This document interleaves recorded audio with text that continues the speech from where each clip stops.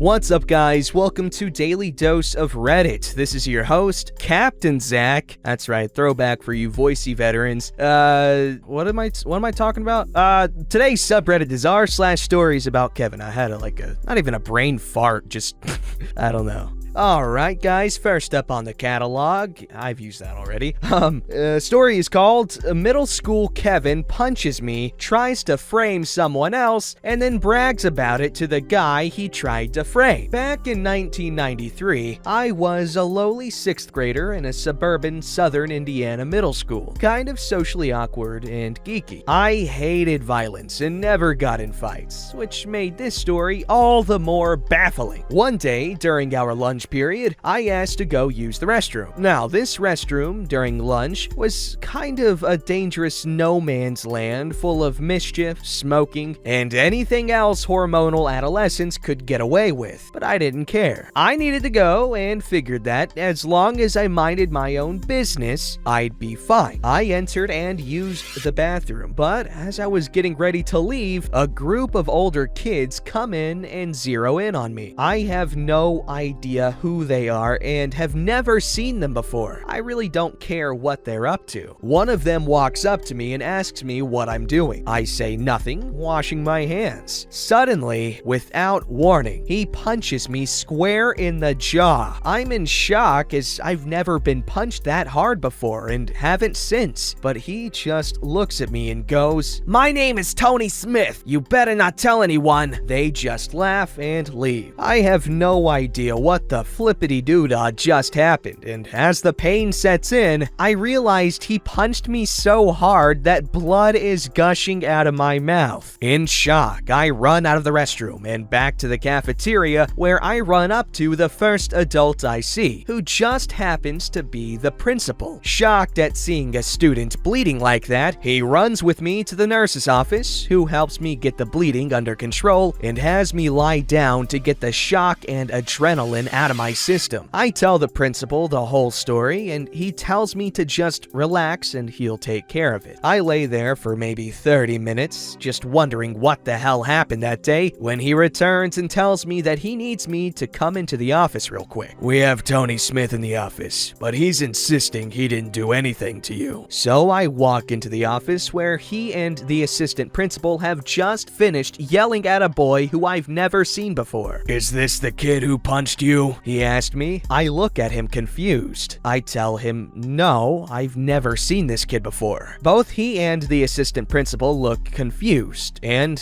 after a moment, tell Tony he can leave. I tell them I'm sure I remembered the name he told me correctly, so they got out a yearbook and have me look through it to see if I can locate the person who punched me. I can't find him anywhere, and I'm beginning to despair that I'm ever going to find this kid. A half hour later, Tony returns to the office and motions over the principal. "Kevin Jones was in class bragging that he punched some kid and got me in trouble," he says. The principal is kind of dumbfounded that someone is bragging about doing this, but thanks Tony and calls Kevin to the office. At this point, I'm sitting in a corner of the office where you can't immediately see me when you enter. In walks the kid who punched me, looking smug and carefree like he has no reason to worry about having just been called to the office after he bragged about punching me in class. My eyes go wide and I move behind him, looking at the principal. "That's him," I say. "That's the kid who punched me." Kevin's face looks like a mixture of shock and fear, like he can't figure out the chain of events that led him to this place. The principal tells Kevin to go into his office while I remain outside. Fortunately, he left the door open while he and the assistant principal reamed Kevin, so I could hear how it went down. Both the principal and the assistant principal sounded exasperated through the entire exchange, like they couldn't understand why the hell this Kevin thought he was being convincing. "Why did you punch him?" "I didn't." "Kevin, why did you punch that boy?" "I didn't! You have to believe me!" "Kevin, he looked straight at you and said that you were the one who punched him. This isn't a kid who's ever lied to us before. Why would he lie about you punching him?" "I don't know. He just wants to get me in trouble." Why would he want to get you in trouble if he doesn't even know you? I don't know. Kevin, we know you did it. Why did you do it? Kevin, after a brief silence. I don't know. He wasn't supposed to tell. You punched him so hard he was bleeding all over the place. What was he supposed to do? Kevin, defeated, accepted his fate. A week of out-of-school suspension. Strange enough, even after admitting what he did in the office, he told his dumbass friends that I had lied and framed him even though he didn't know me, and even threatened to jump me, although he had a difficult time with that since, as I said, he didn't know my name and couldn't ask anyone where I was. 6th and 7th grade in our school were on different floors of the building. I later found out Kevin had only started going to my school that year, the reason he wasn't in the yearbook, and he transferred out at the end of the year, still adamant he didn't do it. So I didn't have to avoid him for much longer. It was around March by then. Besides, I was a target of convenience. I just happened to be in the wrong place at the wrong time to be the impetus for Kevin putting his poorly thought out plan into action. As for me, luckily he didn't knock out any teeth or seriously injure me. The blood came from a loose tooth, so aside from swelling and a nasty bruise, I was fine. The nurse called my mom and explained what happened, and I was pampered for the rest of the day. I suppose that my mother could have pressed charges, but it was probably more trouble than it was worth, and it was the early 90s, long before physical assault in school was met with mandatory arrest. To this day, I have no idea how Kevin thought he would get away with any of this, especially after he bragged about it to Tony, who was no doubt pissed off over being yelled at by the principal and assistant principal over something he didn't do. If he hadn't bragged about it to Tony, we probably would have had a lot harder time figuring out who he was. It's just so bizarre. It was only recently I came across this sub and connected the behavior of the kid to typical Kevin behavior. 90s school stories. It's just another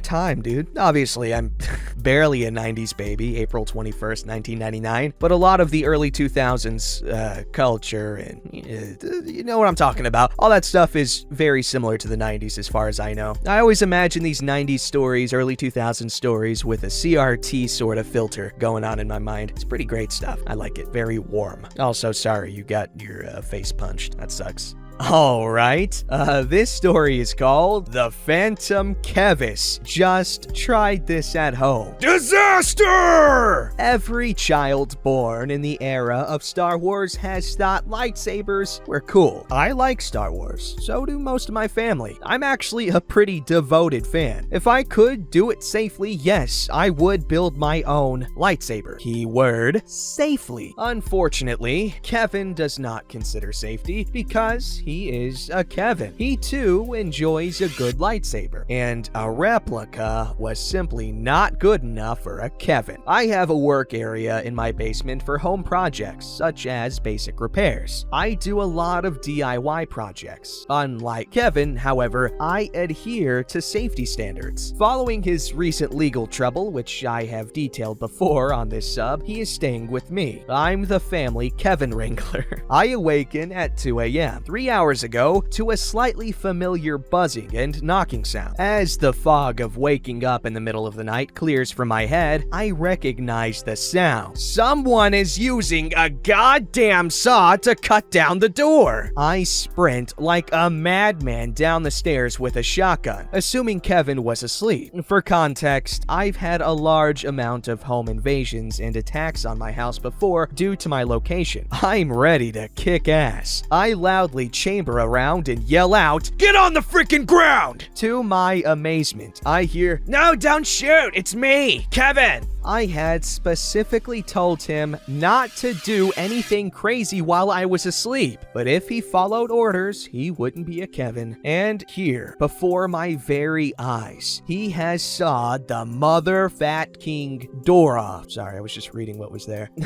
I ask him what the frick frack is wrong with him, to which he replies, "I needed the hinge metal for my lightsaber." I ask what we are going to replace the door with. "Don't worry, worry, OP. I made you a new one. Lo and behold, a door straight out of Minecraft. A warped beam in the shape of a door that barely hangs down. If it rains, our house is gonna flood. I called a real repair company to come and fix it tomorrow. I then go back to bed and tell Kevin to go to sleep too. I say a prayer before going to bed. Nobody walks in when they see the open door. An hour ago, I awaken again. All I hear is the whooping and hollering of Kevin. Less Jedi and more Jar Jar. Obviously, the ability to speak does not make him intelligent because all I hear is him giddily babbling away to himself. I once again bound down the stairs in a panic. I find Kevin waving a homemade orange lightsaber in the kitchen, double-bladed, Darth Maul style. It is constructed from orange LED lights inside a plastic tube. Not content with his crappy homemade lightsaber, Kevin augmented it with freaking gasoline. That's right. This son of a gun, or of a lightsaber apparently, is dipping the end of the tube in a freaking gas canister. I said, "Hey, Kevin, you dumb mother lover." I used more courteous words. "Just what the do you think you're doing?" Before I can say a word, dumbass lights both plastic tubes on fire, waving them around before they burn out quickly. He does a goddamn somersault and knocks his head on the door. He falls out of the crappy door he made head first while the still smoldering lightsaber goes airborne and lands under the fridge. I ignore the lightsaber and assume it's no longer flaming. Wrong! I go to tend to Kevin and make sure he doesn't need medical attention. He doesn't. Other than a few scrapes and a mild finger burn, he's fine. I come back inside to see the kitchen. My stomach drops and I feel a horrible, sinking feeling of doom as I gaze upon the flames approaching the still open can of gas. A fire rages under the fridge and around it as it spreads from the smoldering saber. I save the gas can by mere inches from exploding. I blast the remaining fire with an extinguisher, putting it out, and go back to my room to post about him here. As I hear whooping and stomping again, I'm gonna check him. Pray for me. Update! He partially destroyed a table I was building as a DIY project. He also messed with my phone while I was sleeping and changed the date back to last year because he Thought it would be funny. Okay, first of all, OP, you are a saint for just putting up with that Kevin-ness. That is